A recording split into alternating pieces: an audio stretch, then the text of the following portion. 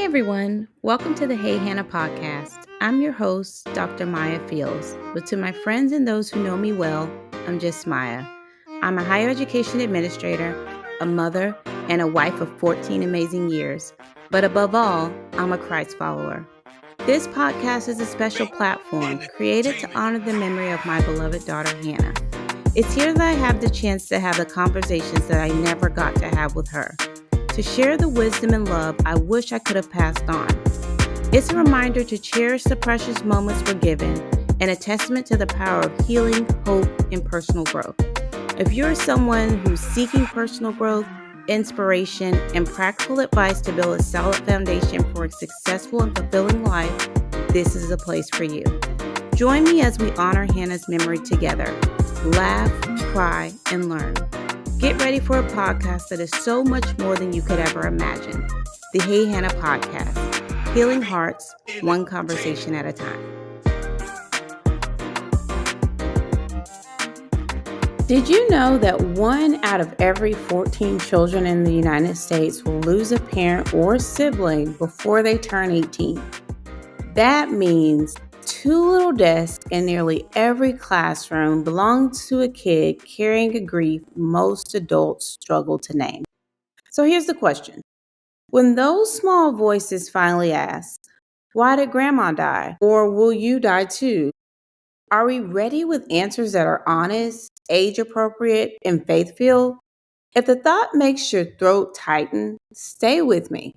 In the next few minutes, we'll unpack practical language, creative activities, and spiritual anchors that help children navigate loss without overwhelming them or us. Hey friends, I'm Dr. Maya, and this is the Hey Hannah podcast, where faith, parenting, and purposeful living intersect. Last episode, we explored how to help grieving adults. Now we turn to little hearts. Our goal is to equip you to speak truthfully, comfort effectively, and model faith when kids confront death. So when we dig in a little bit to why child-centered grief care matters, I told you all about the statistic at the beginning. About 1 in 14 U.S. children will lose a parent or sibling before 18. I was completely blown away to read the statistic. You know, kids who receive clear age-appropriate information and permission to feel rather than secrecy show healthier coping and fewer anxiety issues later in life. Silence, on the other hand, can create fear, confusion, and even misplaced guilt. Was it my fault? Is a common question that may come up if we don't appropriately show children how to work through grief. So, as we dig into this a little bit, I want to go through a few ground rules and just talk about some age-based appropriate language. So, let's map out wording by developmental stage. Um, and so I'll start with children who are around 3 to 6 years old, concrete thinkers. Some things that you can say, some key needs would be simple facts, repetition, bodily safety. So something you may say in this situation is, Grandpa's body stopped working and he can't come back. We're sad because we loved him. We don't get too deep in the woods, but it's a concept that a 3 to 6 year old can digest. Now, when you're dealing with children a little bit older, 7 to 10 years old, we think about some key needs: cause and effect, clarity, permission to feel, and routines. Some sample language that you can use here is, nothing you did caused dad's illness. It's okay to cry, laugh, or both. For children a little bit older, 11 to 14 years old, they need honest details, Q&A, freedom to talk as they feel, and also some privacy. So some sample language you can give for children in this stage is, ask me anything. No question is off limits. I'll give straight answers, even if I need to look things up. And lastly, for children who are 15 to 18 years old, they need autonomy, meaning making, and peer support. So some language that would be appropriate for this age group is, would you like to help plan a memorial? Let's find a way that feels right to honor her. Now, you do want to avoid euphemisms like went to sleep, or passed away for younger kids, while it can be very easy and comforting to default to that language, you want to try to avoid it because they can fear bedtime or car rides. Say die gently but plainly. Keep in mind, children, especially younger kids, are very, very literal. So, digging into all of this, it reminds me of Matthew 5:4 that says, "Blessed are those who mourn, for they shall be comforted." Our faith never asks children to skip grief. Jesus promises comfort within. That verse gives us a starting point. God is present in sadness and he welcomes every tear. Share that problem in kid sized words. God's heart is close to hurting hearts. So here are 4 tools you can start today, especially when you're helping kids to work through their emotions. One thing that you can do with children is create a memory box. Let children decorate a shoebox, fill it with photos, ticket stubs, or a favorite scent that reminds them of the person. They control when to open it. Another thing you can do is create a feelings chart. Print a sheet of emoji style faces, and I will be sure to post this resource for you on social media. And kids point instead of hunt for words. So they point to the emoji that best exemplifies how they're feeling at the moment. Another thing you can do, and we talked about this last week, is a comfort kit, but a kids edition. So that may include something like stuffed animals, a fidget toy, lavender bubble bath, a sketch pad, and calming song playlist or QR codes. And lastly, don't forget your routine anchors. Keep bedtime and meal times predictable. Consistency equals security. So, going through our quickfire Q&A, similar to what we did last week, but the kids edition, 3 questions parents ask all the time and that I've come across as we've talked about helping children deal with grief. Should children attend the funeral? If they want to, and a trusted adult can explain what will happen step by step, yes. Give them a clear exit option if emotions overwhelm. Question 2, what if my child won't talk?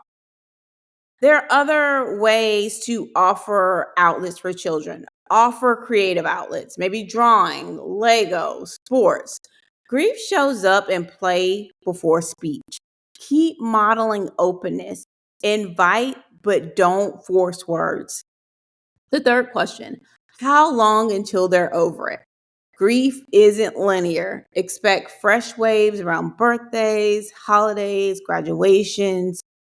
Your steady presence is the medicine.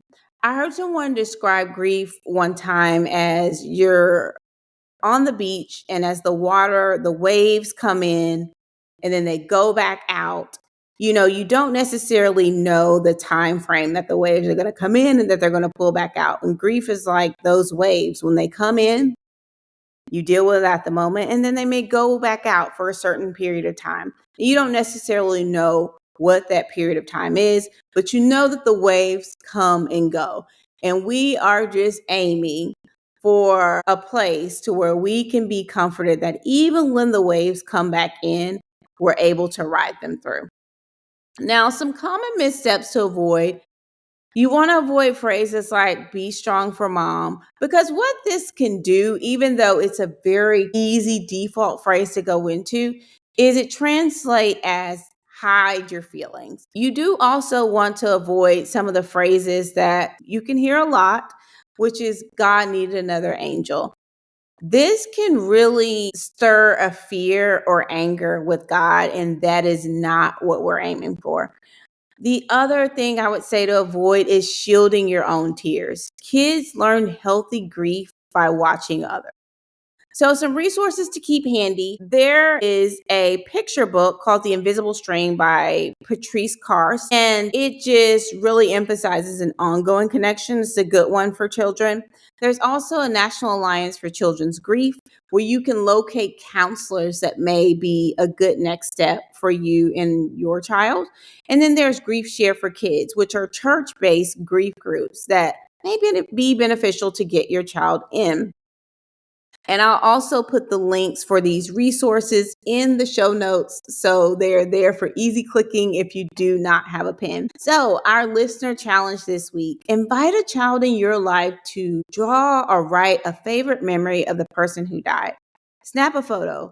Face is optional, and post with "Hey, Hannah helps kids." Let's flood social feeds with gentle remembrance. Now, looking ahead, next week we'll tackle grief at work, supporting coworkers and students through loss. If you're a manager, teacher, or teammate, hit follow now because you don't want to miss it.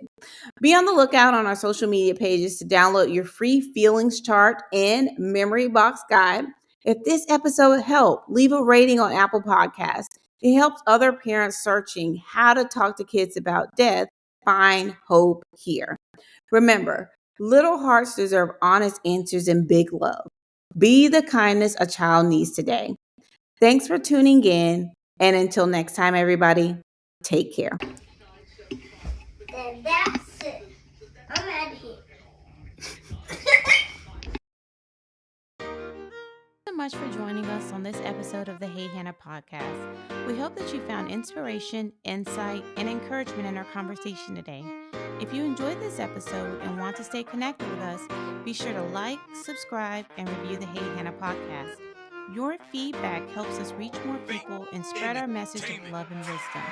You can also follow us on social media at Hey Hannah Podcast. Find us on Facebook, Instagram, and TikTok to stay updated on all the latest episodes, behind-the-scenes exclusives, and engaging content. And for those of you who prefer the visual experience, catch the video versions of our podcast on our YouTube channel. Just search Hey Hannah Podcast and hit that subscribe button to never miss an episode. For even more Hey Hannah goodness, visit our website at www.heyhannahpodcast.com. There you'll find updates, bonus content, and join a community that embraces you with open arms. Your continued support truly means the world to us. Together, let's spread love, share wisdom, and honor every precious moment. Because here at Hey Hannah, we believe that life is meant to be lived well. Remember, a new episode of the Hey Hannah podcast is released every Wednesday, so mark your calendars and be sure to tune in. Thank you again for being a part of Hannah's Hive. Until next time, take care.